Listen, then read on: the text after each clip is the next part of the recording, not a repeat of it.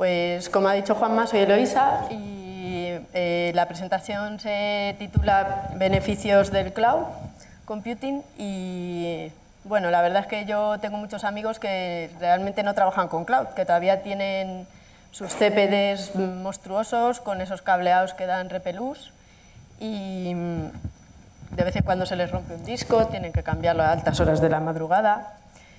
Y cuando les cuento cómo veo yo el cloud computing, en lo que trabajo, cómo puedes con un botón desplegar pues, todas las máquinas que necesites y la parte de red, los balanceadores, todo esto, muchos de ellos me han dicho que les parece una cosa así, porque el paradigma de la infraestructura es muy diferente en ambos casos. ¿Me ponéis cara? ¿No se ve? ¿Sí? ¿Bien? ¿Bien? Vale.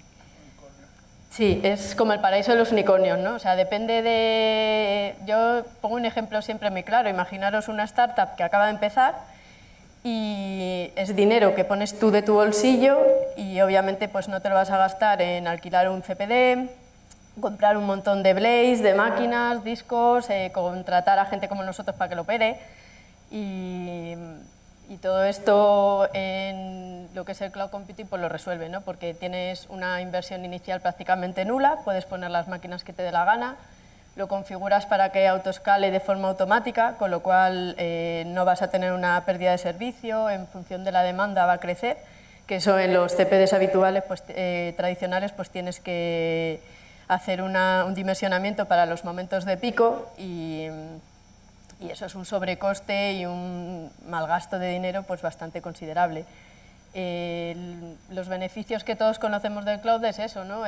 Un desembolso inicial muy bajo, el escalado de recursos hasta donde tú quieras, pagar lo que consumes, te aportan toda la parte de red, de cómputo, de memoria y bueno, ahora ya hacen de todo y a mí el beneficio que más me gusta es que los proveedores de cloud, pues para empezar en el mercado, tuvieron que facilitar mucho las cosas, ¿no? Porque todo el mundo estaba acostumbrado a modelos tradicionales, entonces tuvieron que crear APIs por doquier para que tú ejecutes un push o ejecutes lo que sea y ya directamente te despliega y te hace todo ello solo. Con lo cual eso facilita muchísimo la automatización y los despliegues, que es lo que a mi modo de ver es uno de los grandes beneficios que tiene. Y luego el tema de la seguridad, que obviamente si sigue siendo esa startup que está empezando, pasar todos los certificados de seguridad que tiene por ejemplo Amazon o Google en sus CPDs, pues te puede suponer la ruina, ¿no? O sea, todo el dinero que desembolses al principio es mejor no gastarlo.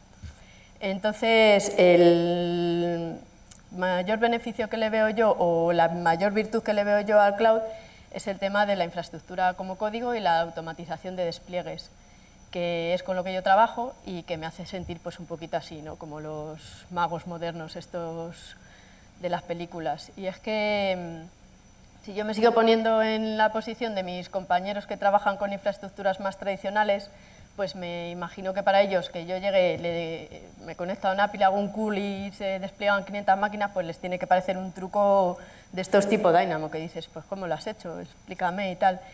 Y por otro lado yo, como mago o como, sí, mago de nubes, esa comparación me gusta, me sé cuál es el truco, ¿no? Sé cuál es la herramienta que he utilizado para hacer eso y entonces pues me gusta la comparación, simplemente, no sé. Y bueno, pues qué herramientas podemos utilizar para hacer nuestros trucos de infraestructura, ¿no? Pues como os he comentado, todos los proveedores de cloud, como te lo quieren poner muy fácil para que te vayas a su nube y hay tanta competencia, pues cada uno de ellos, para evitar la competencia, ha sacado su propia solución. Esto no nos viene muy bien si queremos tener una cloud híbrida, pero bueno, es así.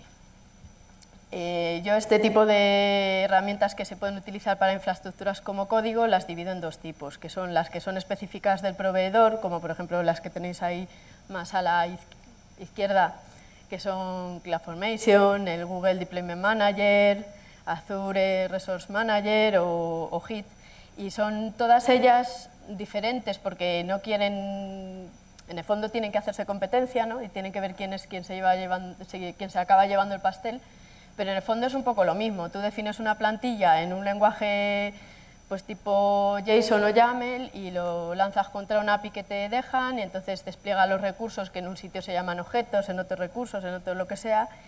Y bueno, la única que es un poquito, que iba a comentar algo un poco diferente de ella, es la de Git, porque tienen una línea de trabajo que me parece muy interesante, que está intentando traducir al lenguaje OpenStack las plantillas de CloudFormation. Entonces me parece muy bien pues, que se pueda reaprovechar mi trabajo, básicamente, ¿no? Porque yo suelo trabajar con CloudFormation. Y luego también la parte de la derecha son herramientas más que integran varios proveedores. Si tu cloud es en un solo proveedor, pues a lo mejor no tiene tanto sentido que utilices esas, porque van a tener menos funcionalidades que las específicas del proveedor. Pero si tienes una cloud híbrida, pues es mucho mejor que puedas gestionar toda la infraestructura con una misma herramienta o sistema. Por ejemplo, pues, yo recomendaría Terraform o Ansible, también está Scalar, y es que se integran no solo con Amazon, con Google, con Azure, todos estos que veis aquí, sino que además, pues yo que sé, DigitalOcean, Heroku o cualquiera de ellas. Pero bueno, yo como maga utilizo CloudFormation, ¿no? Y es de lo que os puedo explicar un poco, sobre todo basándome en mis errores y las cagadas que he podido ir cometiendo a lo largo de mi breve vida profesional como maga de nubes, ¿no? Digamos. CloudFormation es un servicio web que es gratuito de Amazon. Siempre todas estas cosas que suponen crear recursos en un proveedor de cloud es gratis, porque si no, no tendría sentido. Ya vas a pagar por los recursos que despliegas. De nuevo es lo que os comentaba, suelen ser plantillas de código bien en JSON o en YAML, en concreto CloudFormation admite ambas. Yo recomiendo YAML porque si no, con el tema de los corchetes a lo mejor os quedéis suicidar en algún momento. Lo hemos sufrido, ¿verdad? Lo seguimos sufriendo. Y bueno, Amazon distingue entre lo que es la plantilla, que es el código que tú has hecho, y lo que es el stack, que son los recursos que tú vas creando en cada una vez que despliegas tus plantillas, ¿no? Las partes más importantes, la plantilla se divide en un montón de partes y las más importantes son estas que hay aquí, que son los parámetros de entrada, los recursos y los parámetros de salida, que bueno, al final en el código todo es así, ¿no? Para una función tienes tus parámetros de entrada, haces algo y sueltas algo, ¿no? Siempre parece muy típico. Luego además puedes tener condicionales o puedes tener mappings pues para establecer el valor de una variable dependiendo de unas cosas u otras. Puedes tener las descripciones de las plantillas, etcétera. O sea, esto es un poco simplificado, ¿vale?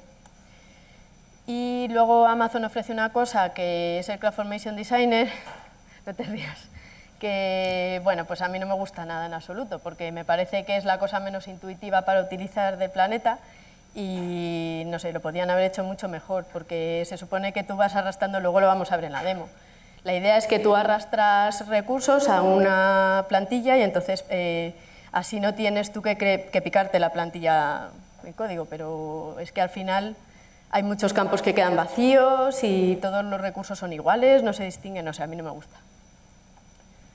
Y tiene otra cosa, que es el CloudFormer, que lo que te hace es, con la infraestructura que tú ya tengas montada, extrae las plantillas. Lo utilicé una vez, creo que lo han mejorado y no me gustó mucho porque realmente es como que te vuelca los recursos sin conexión unos con otros en una plantilla y al final tú lo que quieres es saber si tu instancia utiliza tal security group o tal otro, o sea que realmente no, tampoco me parece muy útil. A lo mejor para hacer un backup de todos los recursos que tienes definidos pues puede estar bien, pero no sé, a lo mejor lo han mejorado mucho y la próxima vez que hablemos os cuento que es una maravilla, pero por ahora tampoco... Bueno, pues tenemos nuestras plantillas, ya hemos desplegado el código y tal, y cómo actualizamos, porque claro, la infraestructura no es estática, siempre tienes pues, que añadir una regla en un security group o cambiar el tamaño de una instancia o de una base de datos, la clase de base de datos que estás utilizando. Entonces, CloudFormation te permite hacerlo de maneras muy diferentes. Así, por ejemplo, puedes coger y cambiar parámetros de entrada. Esto yo lo recomiendo mucho porque es... las cosas que veas que van a cambiar mucho, ponlo en un parámetro de entrada, por ejemplo, yo qué sé, pues eso, el tipo de instancia, la AMI, esas cosas que puedes modificar y tal, pues ponlo en un parámetro de entrada y no es tan costoso como cambiar, como cambiar la plantilla y subirla de nuevo, que eso supone pues, que tengas un control de versiones, que todos lo tenemos y lo usamos, y es verdad que cada vez que se sube algo, pues te lo subes al repo, tagueado o lo que sea, pero a mí me parece pues, más fácil hacer esos cambios así. Luego, si tienes que modificar la plantilla, pues la subes otra vez y digamos que tienes la versión original, él coge la versión que tiene desplegada, la versión que tú le has subido, hace un diff y pues te dice algo muy interesante, que es que te hace como un dry run antes de ejecutarlo y te va diciendo, pues te voy a hacer este cambio, te voy a borrar este recurso, este a lo mejor, cosas así. No siempre es maravilloso, no siempre son unicornios. A veces no sabes si lo va a borrar. También Amazon realmente lo que recomienda es el set de cambios, que consiste en ir para cada recurso que quieres modificar y diciendo qué modificación quieres hacer sobre qué parámetro. Entonces, bueno, también es una opción ir guardando todos los set de cambios que has ido haciendo sobre tu plantilla original. Y bueno, las recomendaciones de Amazon son las de usar el set de cambios, ejecutar el dry run antes para que veas qué cambios se van a realizar sobre tu infraestructura, de forma que, pues oye, lo que os digo, a veces no te aclara si va a borrar un recurso o no, pero cuando ya te dice que sí, pues por lo menos lo sabes, ¿no? Está bien. Y que los cambios que vayan a ser más frecuentes, pues intentéis hacerlo siempre con un parámetro de entrada porque pues, es más fácil. En cuanto a las best practices de Amazon, no os voy a contar todas porque de la última vez que la había esta ya han añadido 4 o 5 nuevas, lo van modificando. Se ve que la gente empieza a usar la infraestructura como código y son bastante dinámicos en actualizar la documentación. Os voy a explicar un poco las que a mí me parecen más interesantes, en las que más puede uno meter la pata, o bueno, en las que tengo algo que opinar también, ¿no? Porque si no, para eso tenéis la página de Amazon y lo veis. Una de las best practices que me parecen más interesantes y que al final define toda la infraestructura y el uso que puedes hacer de la infraestructura que creas con tus plantillas es el tema de la agrupación de los recursos. O sea, Amazon lo que te recomienda no es que tengas una plantilla con tus chorrocientos recursos y que ocupe 50 megas la plantilla. Lo que te pide o lo que te recomienda es que tengas diferentes plantillas y que se importen unas a otras y sean más pequeñitas y más manejables. Yo creo que esto al final es un poco como el código, siempre es mejor tenerlo más modular, más pequeñito y así que se maneja mejor. Perdona, que me quedo seca. Y luego que lo dividas también teniendo en cuenta el ciclo de vida y el uso que le vas a dar a los recursos que tiene la plantilla. Esto se explica mejor con un ejemplo. Importante lo que pone ahí. Cuidado con borrar y crear los stacks. Tú cuando has lanzado... Uy, me saldrá acercarme para acá. Bueno, tú cuando has borrado y cuando has creado un stack y tienes que hacer una actualización, como os decía, esto no es el paraíso de los unicornios siempre. Hay veces que no funciona bien la actualización y los recursos, no te rías, se quedan, no es indisponibles, es como no estabilizados, ¿vale? Es una cosa así que suena más bonito, pero en realidad que no, que lo has perdido. Entonces, generalmente, o bueno, lo has perdido o haces rollback y la actualización no se ha realizado, entonces tienes que ver cómo vas a volver a abordar esa actualización. ¿Qué pasa? Que en algunos de estos casos supone borrar el recurso y volverlo a crear, porque a lo mejor quieres modificar un campo que realmente no es editable, aunque sí que puedes ponerlo así con la creación del recurso. Entonces, si tienes que borrar y crear de nuevo un stack, el problema es que hay ciertos recursos que cambian sus propiedades al recrearlos. Esto es obvio, o sea, si borras un balanceador y lo creas otra vez, pues tiene un DNS diferente. Si borras una instancia y la creas otra vez, pues va a tener distintas IPs. Y hay veces pues, que eso no te lo puedes permitir por mucho autoescalado que tengas. A lo mejor tienes un balanceador que la configuración de tu código apunta a ese balanceador y no tienes consul para actualizar las configuraciones de código o lo que sea, bueno, que al final no lo puedes cambiar y supone que tenga que trabajar mucha más gente aparte de ti. Pues esto no pasa si haces una buena asignación de los recursos por las plantillas. Y como os he dicho que los ejemplos iban a ser pues, con picias que he podido hacer yo en mi vida profesional, que es como mejor se aprende, pues este es un claro ejemplo de lo que no hay que hacer. Nosotros, por ejemplo, dijimos, una instancia con un OpenSwan es como una cosa de red que es muy estática, que como que no debería cambiar y tal, y la pusimos en la parte de red. pero digamos que tú no vas a ir a borrar a propósito una subred, pero sí que es posible que vayas a reiniciar la instancia de la VPN, por ejemplo, y vas a reiniciar, se te va el dedo y te la cargas. Entonces, de la plantilla de red depende la de los security groups, depende la de los balanceadores, la de las instancias, la del launch configuration, todo. Entonces, probablemente tuvieras que ir borrando de una en una hasta abajo y volverlas a recrear todas una a una, con lo cual las has liado parda. Yo por eso recomiendo siempre pues, que si puedes poner la instancia de VPN en su sitio distinto, la parte de red, o sea, es un poco para que veáis qué sentido tiene el tema del ciclo de vida, que Amazon lo deja así como muy misterioso y el uso de los recursos lo deja como muy misterioso y al final quiere decir qué es lo que vamos a estar modificando todo el rato y que necesitamos volver a borrar y crear. Por ejemplo, en Launch Configuration, si tú tienes un grupo de autoescalado asignado a un Launch Configuration, cada vez que cambias esa, por ejemplo, la AMI de Launch Configuration, subes un código nuevo, lo instalas en una instancia, te creas una AMI y lo metes, podrías actualizar el Launch Configuration, pero si haces un borrado y o sea, si haces un update de la plantilla, lo que hace es que te borra ese elemento y te lo vuelve a crear. Y si lo has metido en la misma plantilla que los balanceadores, que en nuestro caso, por ejemplo, en nuestro proyecto eran estáticos y lo tienes que volver a recrear, pues ya has perdido el DNS del balanceador, que lo tienes metido en código, entonces todos los desarrolladores pues ya ahí, ay, madre mía, otra vez a cambiar. O lo cambias tú, ¿sabes? Pero bueno, ya tienes que trabajar más, que es el tema.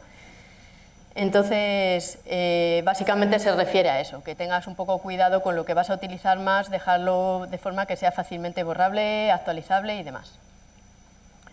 Esto es una chorrada, pero es muy importante porque también tengo una anécdota muy divertida al respecto y es los parámetros de salida, intenta importarlos desde otras plantillas. No hace falta que sea un parámetro de entrada, directamente tú puedes hacer un import en medio de una plantilla de un elemento que has exportado en otra. Eso es muy interesante porque, por ejemplo, en la anterior... bueno, no, tengo aquí el ejemplo. En el stack de red normalmente se suele crear el VPC, que es la parte de red privada, con su CIDR, con sus subredes, y hay muchos recursos que requieren, por ejemplo, del CIDR, ¿no? Del rango de red que usas para tu proyecto. Entonces, si tú te lo exportas y lo importas en la otra plantilla, no tienes que poner un parámetro de entrada en todas las subsecuentes plantillas que van a utilizar tu VPC, poniendo el VPC ID, que te lo tienes que ir a buscar a mano, o sea, es una chorrada en realidad la recomendación que hace Amazon, pero pues hay gente a quien le ha pasado el tener que meter 10 subredes a mano como parámetros de entrada, buscando el subnet ID y bueno, es una recomendación más, ¿no? Utilizar import-export, eso es su best practice. Respecto a la gestión de seguridad que recomienda Amazon, es que te crees un rol, para que haga la gestión de los recursos de CloudFormation y demás, y así no tienes que asignar permisos a los usuarios. No lo tenemos en el nuestro, pero habría que ponerlo porque es una best practice. Y espérate porque ahora, aquí, como le he dado, ya está. Que te crees un rol y que los usuarios tengan el acceso restringido al servicio de CloudFormation para que no te puedan borrar las plantillas. Luego, el uso de tipado de Amazon, la verdad es que no tiene muchos tipos, pero los que tienen son muy interesantes de utilizar. Por ejemplo, este que veis aquí, el del clave valor, esto es para los parámetros de entrada, que si como parámetro de entrada necesitas saber qué certificado vas a poner en las instancias, en vez de definirlo como un string, pues lo definas como keyname. ¿Por qué? Porque Amazon se va a ir a su base de datos, va a buscar los keynames que tienes para esa cuenta, te los va a mostrar y entonces pues la selección es más fácil, ¿no? Es mucho más intuitivo. Y lo mismo con el VPC ID, no vas a estar mirando a ver exactamente si puedes tener 3 números, alfanumérico, un guión, no sé qué, pues si tienes un tipo que te define eso ya, pues utilízalo. Luego te recomienda pues algo que también parece súper obvio, pero también es muy difícil cuando empiezas un proyecto hacer una plantilla de forma que la vayas a reutilizar siempre, y es eso, que aproveches las plantillas de un entorno a otro y no crees para cada entorno una plantilla diferente, utiliza los condicionales, que es una cosa muy útil que tiene, que puedes decir, pues si el entorno es desarrollo, haz a lo mejor este recurso lo defino así, o asao, o directamente meto el nombre de desarrollo en el nombre del recurso. Entonces, bueno, eso es muy interesante, es otra recomendación más que yo creo que debe parecer muy evidente, pero cuando trabajas con ello, pues a lo mejor no lo es tanto. Y algo que pasa muy a menudo, cada vez que alguien mete en un repositorio las credenciales, muere este pobre gatito, que hoy ha debido morir por lo menos 10.000 veces porque todo el mundo lo hace alguna vez en su vida. Y bueno, seguid la recomendación, no pongáis las credenciales, o sea, utilizad un perfil, utilizad un rol, meted un parámetro de entrada con las credenciales, lo que sea, pero no las pongáis en el código, no las resubáis a un repositorio y menos si es público. En fin, es fácil la recomendación, pero que ya os digo que todo el mundo lo hace y que seguro que hoy pues, ha pasado 50.000 veces. Luego me he sentido mal por el pobre gato, pero bueno. Luego que los parámetros de entrada sean restringidos. Esto también es un poco evidente, ¿no? O sea, si vas a pedir una IP o un rango de IPs y un tío te mete una cadena en cirílico, pues Amazon se va a quejar, entonces es mejor que se lo restringas al comienzo. Muchas de estas recomendaciones son comunes a cualquier desarrollo realmente, no puedes dejar que te entre como parámetro de entrada en un formulario algo que no corresponde con lo que esperas, ¿no? Pero bueno, pues también te lo recuerdan y te recuerdan que tú puedes definir el patrón del parámetro de entrada con ese campo de allowed pattern. Y esto también es interesante, tampoco es crítico, y es que antes de lanzar un stack que te crea 50 instancias, pues compruebes que puedes crearlas, porque Amazon tiene sus limitaciones y es posible que no puedas. No pasa nada, CloudFormation después de 4 horas intentando crearlas y sin saber por qué no puede crearlas, te dirá que ha hecho un timeout, y ya en algún momento pues, a lo mejor hasta te devuelve que es porque tienes tal recurso limitado. O sea, es importante que sepas cuál es tu infraestructura y cómo puede ser tu infraestructura o qué límites tienes que ampliar para que sea así. Esto es una recomendación. Si usáis YAML no es tan crítico, pero si usáis JSON es muy fácil que se os olvide un corchete, una coma y lo subís y te da error y es que tenéis un comando con el cliente de Amazon que te valida la plantilla. Entonces esto es fácil de usar y te ahorra un poco de tiempo. Y luego hay una cosa muy interesante que es el CloudFormation Init, que te permite definir todo lo que quieres instalar o configurar en una instancia a la hora de arrancarla. Puede ser en una instancia o en un launch configuration, se lo puedes definir directamente sin que sea la instancia. Lo defines en el metadato. Dentro de las instancias de Amazon tenemos los metadatos, los user data, bueno, ya lo sabréis.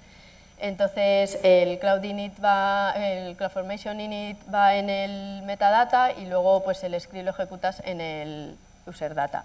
Esto es un poco la pinta que tiene, tampoco vamos a entrar muy en profundidad, pero es para que veáis pues, dentro de la instancia, en el metadata, o sea, en el fondo es fácil de utilizar, no es una cosa muy farragosa. El tipo de configuración que quieres hacer, qué paquetes quieres instalar, qué usuarios los van a instalar, solo pones uno, un usuario, un grupo, la fuente de donde lo vas a instalar, qué archivos de configuración necesitas, los comandos que vas a ejecutar para la instalación o para la posterior, o sea, una vez que te lo has bajado, pues qué tienes que lanzar para instalarlo correctamente, los servicios que quieres que estén levantados o directamente pues el service no sé qué estar, ¿no? De toda la vida. Las best practices de Amazon lo que te dicen es que en el user data lo primero que hagas es actualizar los scripts que veis aquí, que son los que ejecutan la magia del init, ¿no? Estos scripts, después de actualizarlo, lo que hacen es el init interpreta la información que le has creado antes en el metadata, o sea, dice, ah, vale, tú me dices que instale estos paquetes como este usuario en tal sitio, vale, pues lo hace así. El signal, que lo que te hace es permitir sincronizaciones, por ejemplo, si el CloudFormation Init lo tienes puesto dentro de un Launch Configuration, lo suyo es que te esperes a que se acabe de crear el Launch Configuration, que es una llamada al API que termina cuando termine, entonces esto pues, te permite sincronizar señales a la hora de instalar las cosas. Luego el getMetadata, que permite acceder a una parte de los metadatos de la instancia de forma así más determinada, y el config-app, que va chequeando si hay actualizaciones del metadata desde la última vez que se lanzó la instancia y pues te lo ejecuta. Y bueno, como ya si no yo creo que os vais a dormir un poco, pues vamos a hacer os voy a enseñar un poco, es que tampoco sé qué nivel tenéis de conocimiento de CloudFormation, entonces pues porque los que no saben nada se vayan con un pequeño barniz, ¿no? Y los que saben un montón pues se vayan aburridos del todo con esto, ¿no? Y lo que pasa es que no me he traído las gafas y es aquí, pero bueno. La consola de CloudFormation tiene esta pinta. Lo primero que os voy a enseñar, para que veáis que no estoy demasiado loca, es el CloudFormation Designer este, que como veis es una cosa muy intuitiva. Voy a buscar para crear una instancia, me vengo aquí en algún lugar, bueno mira, una IP elástica, la arrastro, ¿vale? ¿Qué campos tiene? Básicamente lo único que te da es la definición del recurso, no te define qué propiedades tienes que meterle, que yo aquí, si lo hubiera hecho yo, o bueno, como propuesta de mejora, yo añadiría las propiedades que puedes poner o no y un campito de si son obligatorias o no, bueno, no sé. En fin, que yo creo que más que nada me da coraje porque podría haber estado muy bien hecho y ser muy útil y no lo es tanto. La instancia, como veis, hace lo mismo. No te define ni qué propiedades ni nada, entonces, bueno, yo sinceramente para tener que ir a la documentación a buscar los campos que tengo que meter dentro de Properties, pues directamente me voy a la documentación, lo copio todo y me lo llevo a mi código y ya está. O sea, no sé, no le veo, no sé, a lo mejor a alguien le parece súper maravilloso, yo no le veo mucho la utilidad. Ay, espera, salir. Joder, es que es más... Luego, aquí abajo es como se utilizaría el CloudFormer que os comentaba. Lo que hace es que te crea una instancia en tu VPC específico, mucho cuidado porque es un maquinote el que crea, entonces acordaros de borrarlo porque si no a lo mejor estáis pagando de más. Y lo que hace es que ese CloudFormer te ejecuta un chequeo de todos los recursos del VPC, entonces bueno, pues lo que os comentaba, puede tener su utilidad. Aquí es, a la hora de crear la plantilla, pues se haría así. A ver, todo lo que estoy haciendo por aquí, seguramente que al que ya utiliza CloudFormation conoce el cliente de Amazon y ejecuta el Update Stack desde la consola, que se puede hacer, pues le aburrirá. Pero bueno, es para que... También se puede hacer así, pero es menos visual.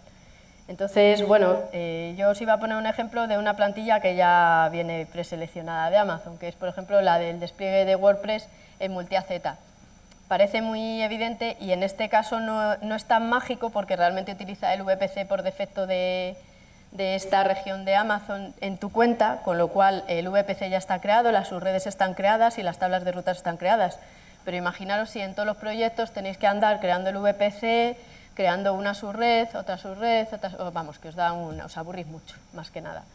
Entonces, esta no tiene que crear el VPC y todo eso, pero sí que es cierto que lo despliega con instancias en varias AZs y con HA y de hecho pone un balanceador. Ahora, si queréis, vemos la plantilla.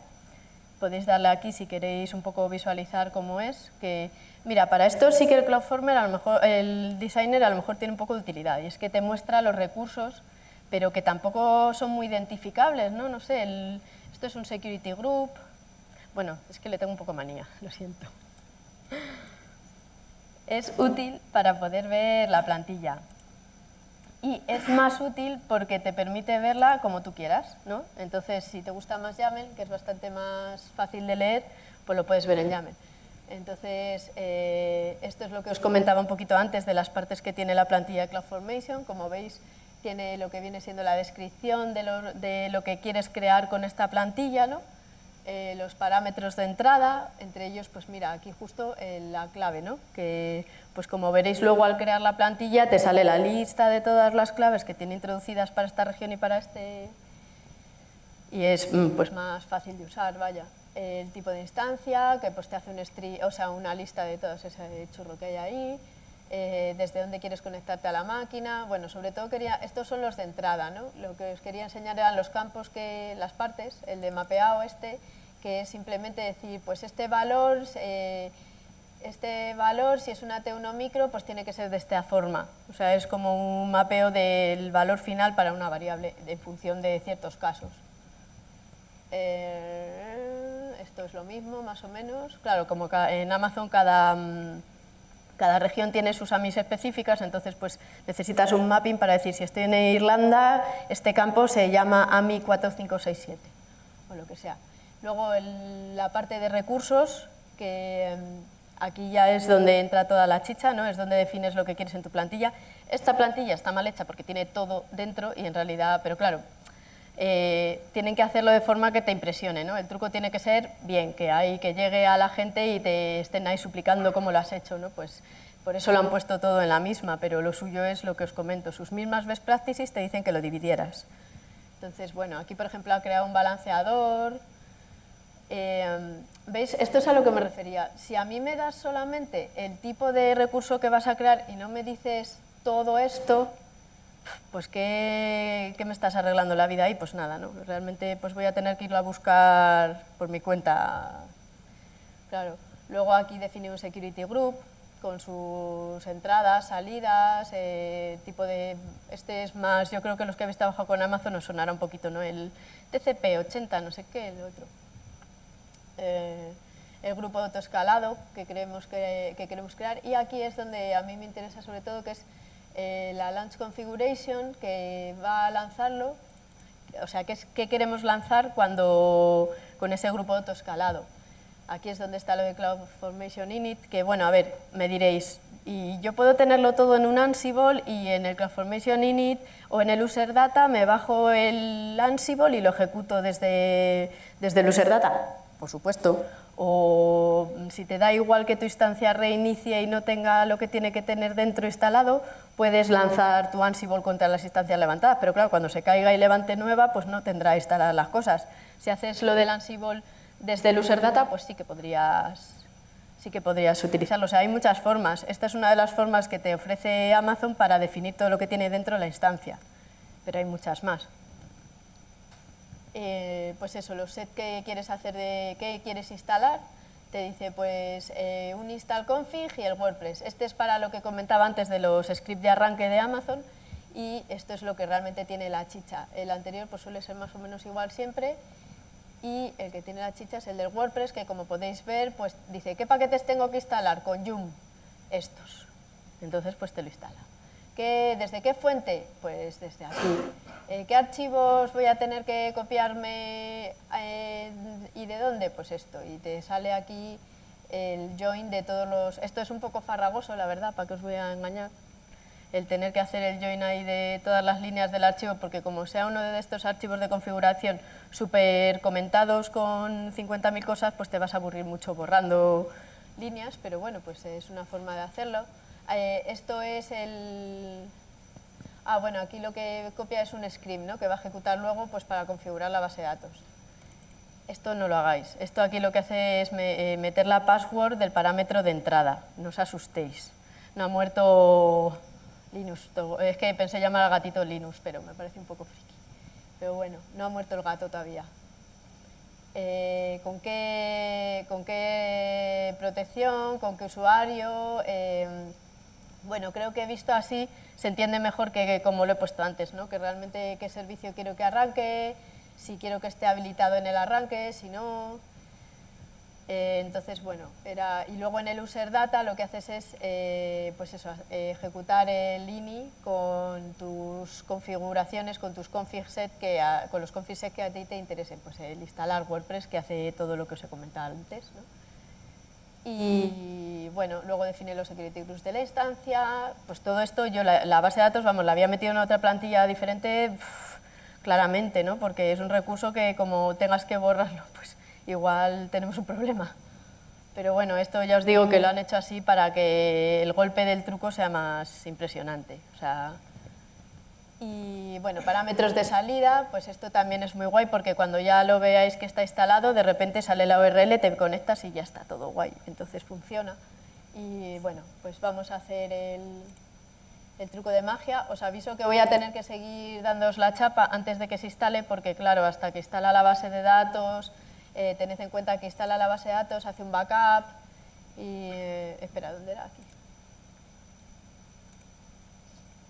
¿Le da al multi-AZ? Espera. Sí. Vale, y... es que hacerlo así... Tengo una dislexia yo para verlo así. Bueno, aquí... A ver... El nombre del stack pues sería... yo qué sé... sí, gatito WordPress. Gracias por la sugerencia. cuánto queremos darle a la base de datos. Estos son los parámetros de entrada, es lo que os comentaba. Si, por ejemplo, queremos cambiar el tamaño de la base de datos, pues ahí en vez de 5 pones 10 y se encarga el de gestionarle el cambio, entonces es muy útil. El tipo de clase de la instancia de base de datos, que lo vamos a dejar así. El nombre, la password, esto es lo que os comentaba de los usuarios y la password, que lo pongáis como un parámetro de entrada. El tipo de instancia, y esto es lo que os decía del keyname. Como veis, como está definido el tipo, pues es muy cómodo a la hora de coger una de las que ya hay creadas, una de las claves que ya hay creadas. Luego, si queremos que sea multi-AZ, que no veo la necesidad ahora mismo, y la capacidad de los servidores, que vamos a instalar 3 para que sea multi-AZ y tengamos uno y realmente haya alta disponibilidad, ¿no? Que es lo que recomienda Amazon, que haya 3. Entonces, bueno, le vamos a instalar. Aquí las best practices dirían que cojas el rol que tú has creado para crear las plantillas. Estamos entre amigos y le vamos a crear.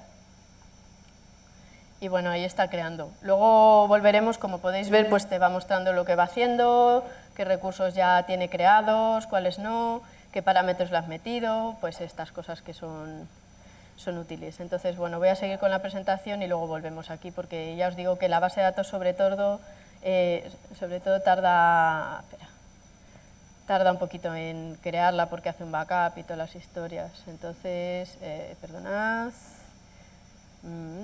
Esto aquí. Uy, qué pulso tengo yo, madre mía. Vale, entonces, ¿qué beneficios vemos a esto? El dinero está claro, ¿no? Es lo que pensamos todos cuando vamos a Amazon. Me diréis, bueno, pues tampoco nos ahorramos tanto porque nos acabas de dar una herramienta que hace recursos a cholón y vamos a gastar mucho dinero creando todo en multi-AZ y todo super HA que antes no conocíamos. Y yo os diré, os acabo de dar una herramienta que puedes cambiar el tipo de una instancia dándole un clic en un momento y lo hace él solo. Con lo cual, te estás ahorrando tiempo de operación, te estás ahorrando el tiempo, o sea, personas que operen esto. Y lo que es más importante, nos estamos ahorrando, ahora veréis, mucho dinero en los entornos. ¿Por qué? Porque hoy en día no hay un proyecto que se conciba sin un montón de entornos. Nos ha dado, es la época de los entornos. Necesitamos un entorno de pro, un entorno de pre. Si tenemos terceras partes con las que nos integramos, necesitamos un entorno de integración, necesitamos un entorno de desarrollo porque hay gente que desarrolla. Entonces, todo esto tiene un coste, ¿no? O sea, yo he hecho una estimación así un poco a ojo de esta infraestructura que veis aquí, que sería pues, un modelo no muy alejado de la realidad, ¿no? Una arquitectura en 3 capas, con base de datos front-end y la parte de backend, con sus balanceadores, 4 instancias, y me diréis, ¿es muy caro? Sí, es muy caro. He redondeado a 1000 porque es peor multiplicar por 600 o por 800, que creo que era lo que salía en la calculadora de Amazon, pero bueno. Imaginaros que esta infraestructura, porque es que el porcentaje al final es el mismo, esta infraestructura puede costar $1000 al mes, pero es que si, como os comentaba, tenemos un entorno de preproducción que generalmente, si queremos hacer pruebas de rendimiento del entorno de producción en el de preproducción, debería ser igual, pues nos va a costar otro tanto. Y si tenemos 2 entornos de integración y desarrollo que generalmente pues, no tienen por qué ser tan potentes como el de pre, y yo he sido aquí muy benévola y les he puesto a la mitad, pero normalmente no nos vamos a la mitad en el entorno de desarrollo o lo ponemos igual porque hace falta que sea igual. O sea, imaginaos, eso es todavía más ahorro, ¿no? Todavía más coste, perdón, que luego será también más ahorro. Pero bueno, aquí sería, pues eso, 5 o 6 veces más aquí a multiplicar. En total al año pues te acaba saliendo un coste de $36.000. Son estimaciones que he hecho, ¿vale? Simplemente para que veamos pues, un porcentaje de ahorro que podríamos tener en los proyectos. Luego, si estimamos que el entorno de desarrollo y el entorno de integración generalmente lo usan seres humanos que no trabajan más de 12 horas porque creo que es ilegal, pues podríamos tener el resto del tiempo los entornos apagados. Yo le he puesto 12 horas porque, bueno, a ver, trabajas 8, a lo mejor te vas a casa, subes el código y dejas pasando unos tests y estas cosas. Pues imaginemos que el resto del día puedes tener el entorno apagado. Lo levantas por la mañana, cuando se va la gente lo apagas y ya está. Y eso supondría a lo mejor un ahorro de casi la mitad. Y el entorno de preproducción, pues si vosotros trabajáis con Agile, tenemos sprints imaginaos, de un mes. Imaginaos que somos súper buenos y todos los meses subimos el código a producción, como deberían hacerse las cosas. Pues el entorno de preproducción, ¿cuánto tiempo vamos a necesitarlo de ese mes? Imaginaros que realmente lo necesitéis para hacer la certificación de la subida a producción, ¿no? Y pues una serie de comprobaciones y arreglos de bugs que hayan surgido después de la subida. Pues yo he calculado que más o menos, a lo mejor lo tenemos una semana al mes levantado y el resto del tiempo podría estar apagado. A lo mejor es más o menos, ¿vale? No estoy intentando engañar a nadie, he hecho una estimación de cuánto tiempo creo yo que podría estar apagado. Y es que te puedes ir a la mitad de coste, casi, no era y no salía un decimal periódico horrible, no lo he puesto. El coste inicial eran $36.000, para que veáis un poco la diferencia. ¿Y en qué ganamos? Ganamos en tranquilidad, porque el que tengas toda tu infraestructura definida en código y, no sé, incluso si tienes que hacer un rollback a una versión anterior de tu infraestructura, que no tengas problemas porque alguien ha tocado algo y se lo ha cargado porque lo vas a recrear en un momento, pues todo eso pues da mucha tranquilidad, ¿no? Y paz de espíritu, que al final es un poco lo que queremos todos. Y sobre todo que la infraestructura como código tiene una cosa muy buena y es que siempre pasa lo mismo. Es bueno, pero, o sea, no es que sea aburrido, es bueno porque siempre pasa lo mismo.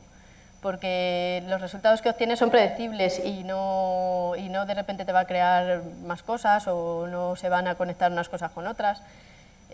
Tranquilidad.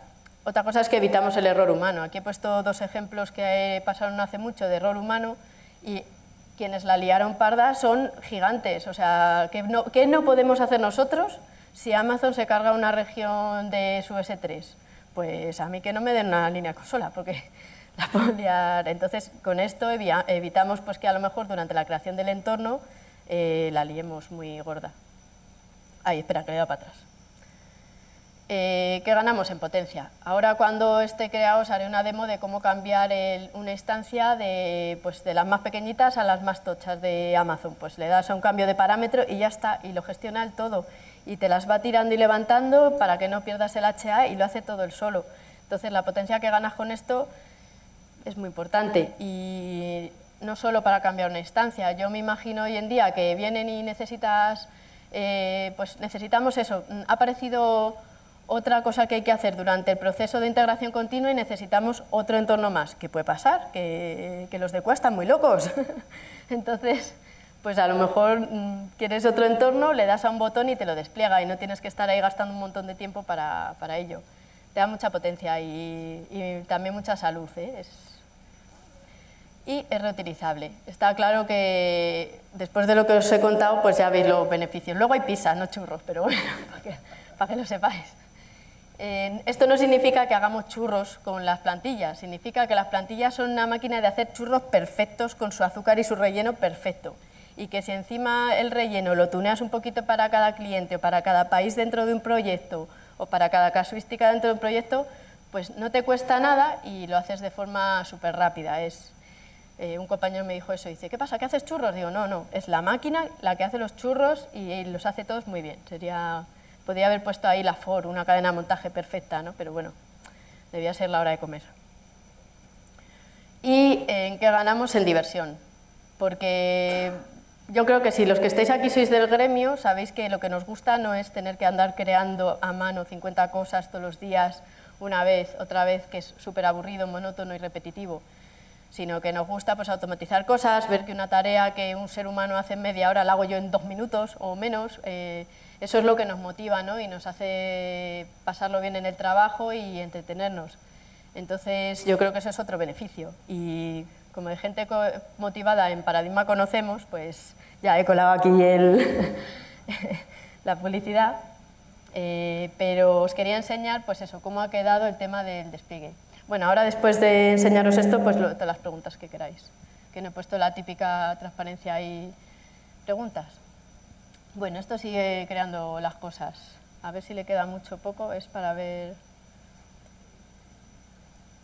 Mirad, ¿veis? Está con la base de datos. Eso es que lo he dicho es que he ido contando las cosas muy rápido, porque normalmente tarda menos. Pero bueno, no sé, si queréis hacerme alguna pregunta, yo ahora os enseño. Lo que os quería enseñar sobre todo es cómo hacer los cambios que os comentaba mediante parámetros de entrada. No voy a modificar la plantilla porque, bueno, es lo que os he contado, pero como, pues sí, cambiando un parámetro de entrada te lo gestiona él sin que pierdas la alta disponibilidad y estas cosas. Luego, cuando termine de crearlo,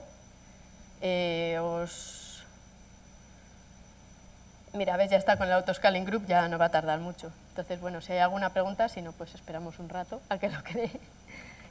Bueno, me manda una cosa para tirar, pero dime. Ay, espera, es que hay micros, pero... Ah, te lo trae Lidia. Ah, ¿lo cojo de aquí? El de la derecha, ¿no? Hola, hola, ¿este? Parece que está... estaba encendido. No, no está encendido.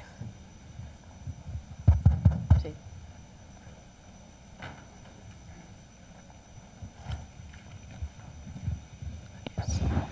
Buenas.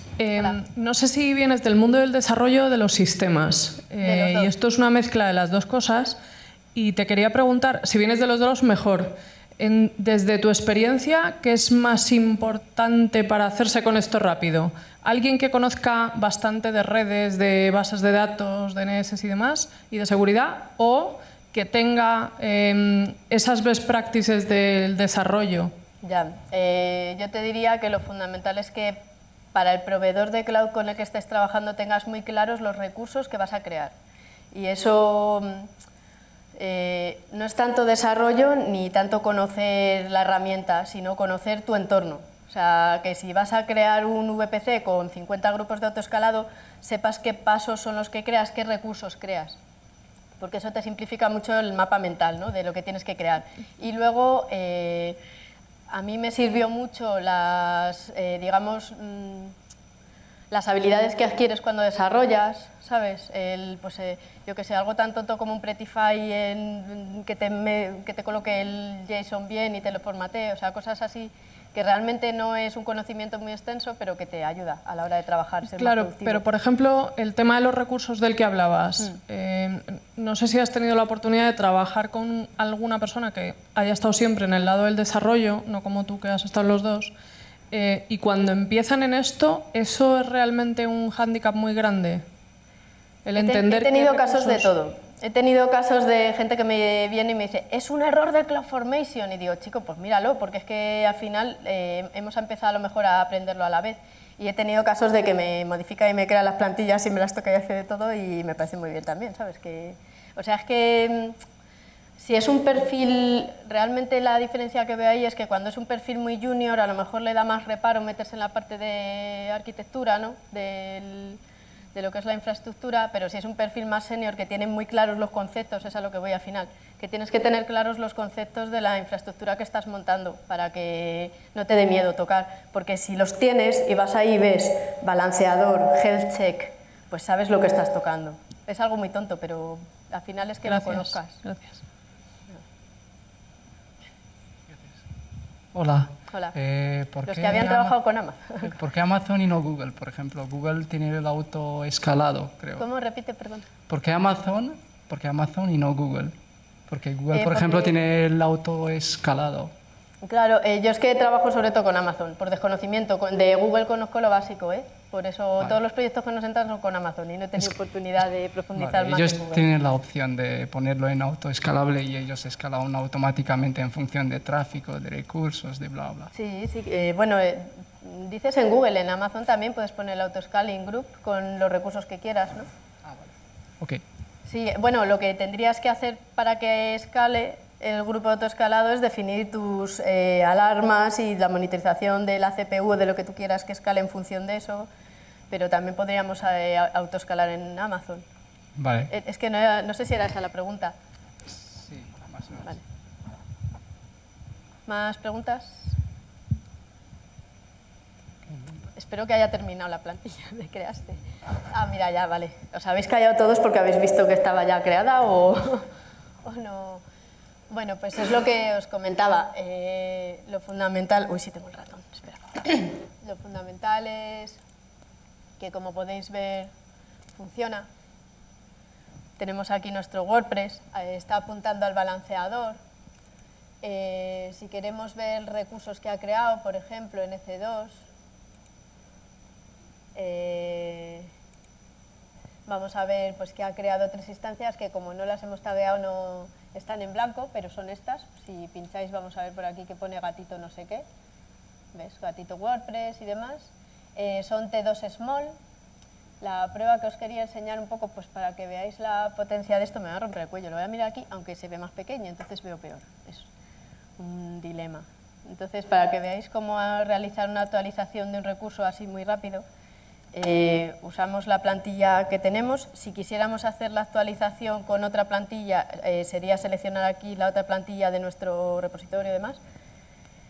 Y como es la misma y solo queremos cambiar un parámetro de entrada, pues bueno, la base de datos no, pero también lo podría hacer, ¿eh? También tiene un procedimiento que actualiza la base de datos él solo, que esto es que daros cuenta de lo que supone esto. Si tú quieres cambiar el tamaño de una base de datos, tienes que irte a hacer un backup, cambiar la base de datos, o sea, crearte una nueva de ese backup de un tamaño más grande, esperar todo el tiempo que tarda, que eso también lo vas a esperar aquí, claro, porque no es mágico. Y luego ver las conexiones con el resto de recursos. Esto te lo gestiona todo. Entonces, yo que sé, por ejemplo, si le damos a una T2 Medium, venga, ahí no vamos a tirar la casa por la ventana. Y le damos a NES, pues lo mismo, también autogestiona esto el tamaño. Aquí, esto es lo del dry run que os comentaba antes, que si tenéis paciencia y esperamos, pues vamos a ver qué cambios va a hacer de qué recursos, ¿no? Te dice, pues mira, el launch configuration te lo voy a reemplazar. Y el autoscaling group condicional puede ser. O sea, esto con los change sets, con los set de cambios que recomienda Amazon, creo que puedes tú especificar cómo quieres que sea el cambio sobre ese recurso, y si puedes incluso poner no me lo reemplaces, si me lo vas a reemplazar, no realices la operación. Entonces, bueno.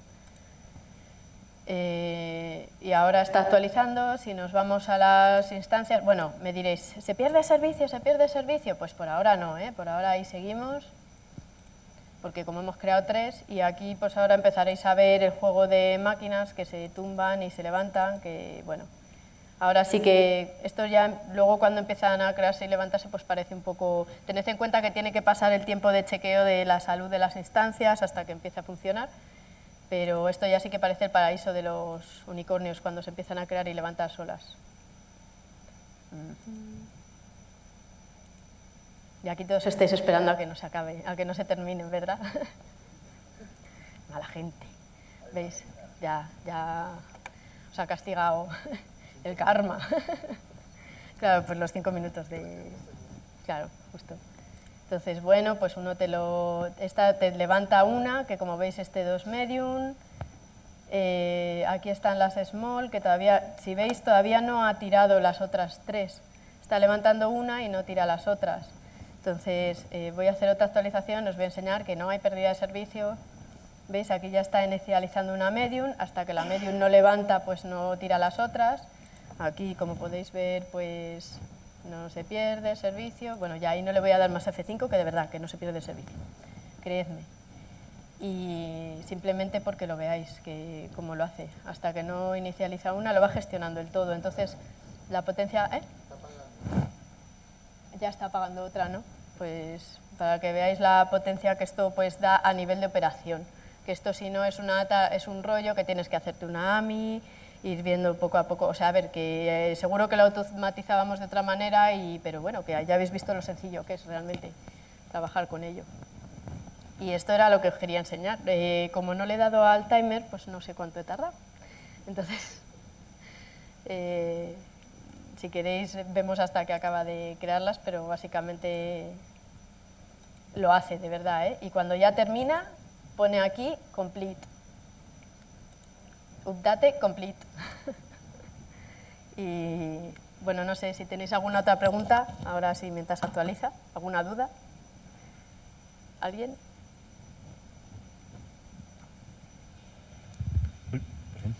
Hola, buenas.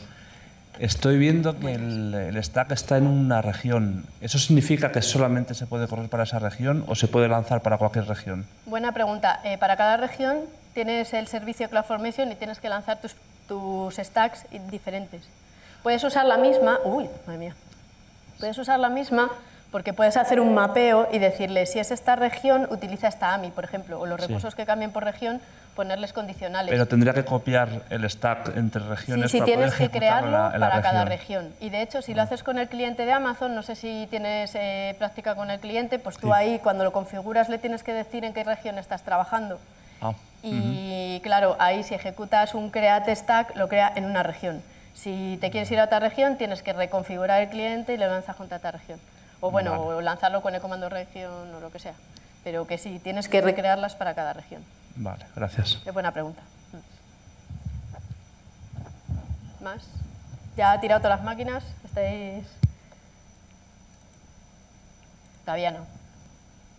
Bueno, no sé, si...